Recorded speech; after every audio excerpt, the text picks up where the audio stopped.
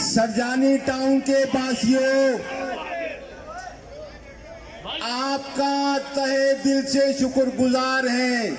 मैं उन तमाम साथियों से भी दरखास्त करूंगा जो इस पिंडाल से बाहर हैं, वो अंदर आ जाएं ताकि मुहाजिर।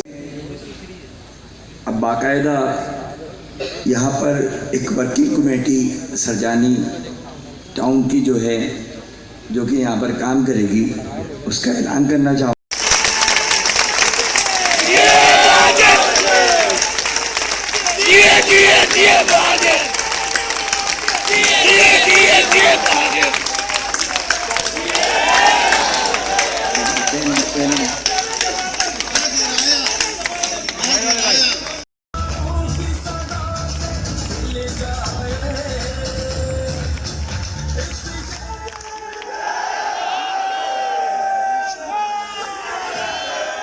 आप लोगों से गुजारिश